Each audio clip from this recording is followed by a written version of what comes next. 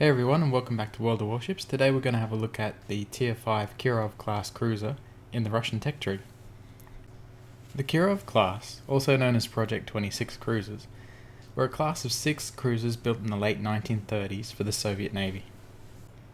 Following the October Revolution and the Russian Civil War, the Soviet industry was not able to design large, complex warships of its own, so it had to seek out other warship builders from overseas, which led them to the Ansaldo Company of Italy.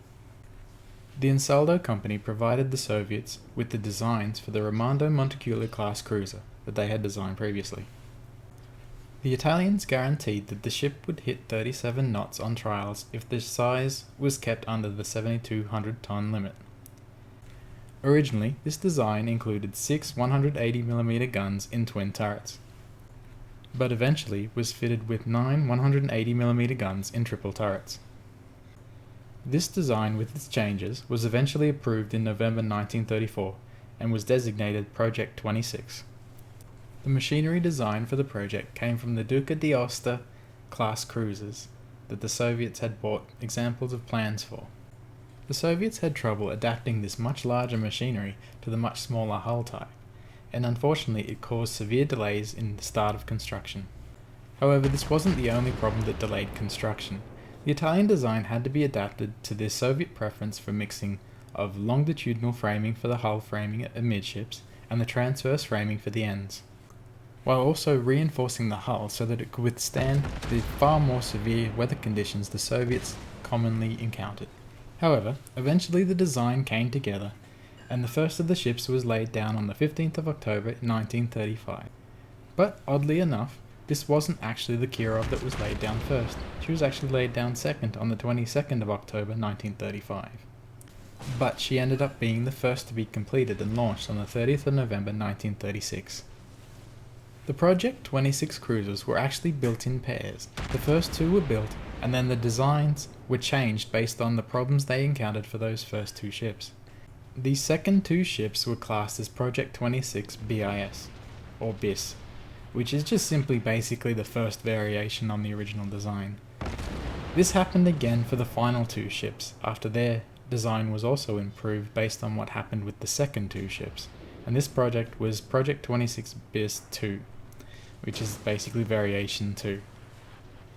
The Kirov completed and launched on the 30th November 1936, then underwent sea trials, which unfortunately were a great disappointment.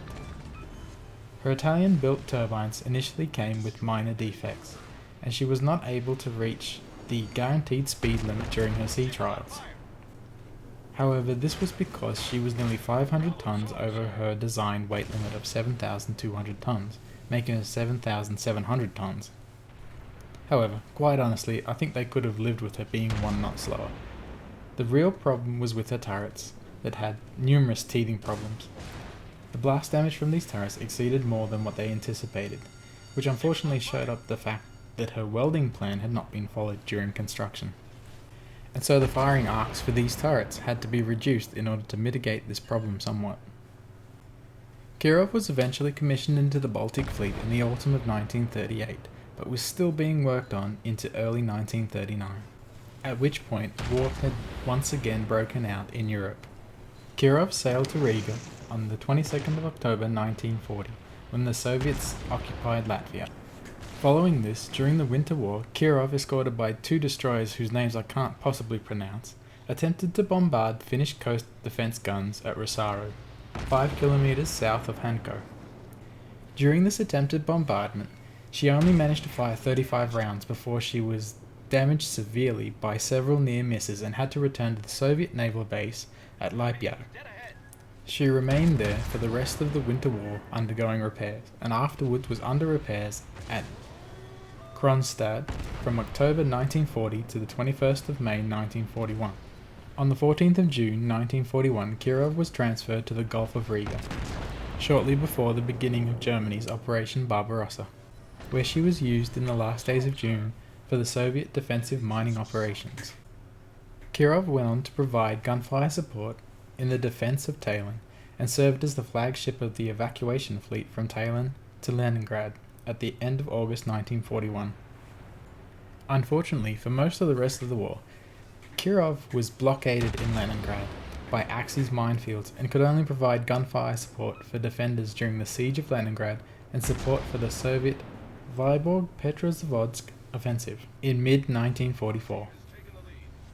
During this time, she was damaged by German air and artillery attacks, but she was always able to be repaired and eventually went on to survive the war.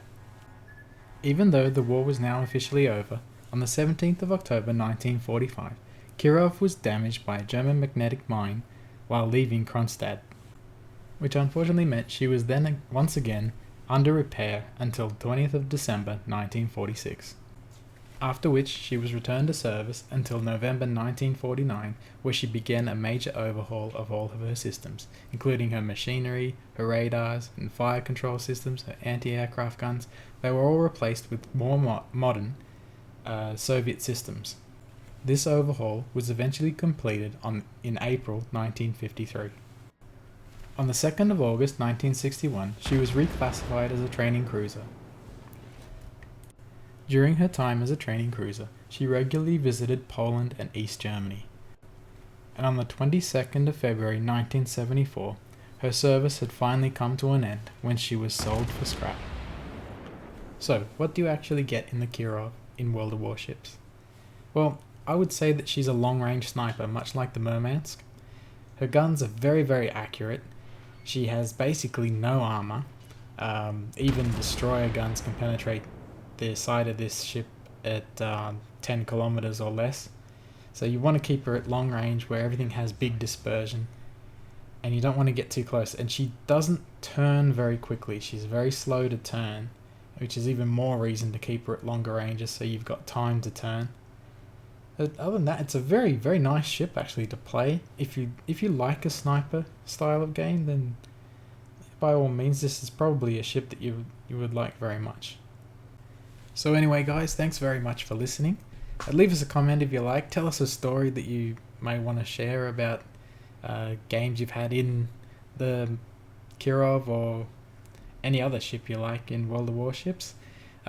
Give us a like and don't forget to hit that subscribe button, and I'll catch you all next time.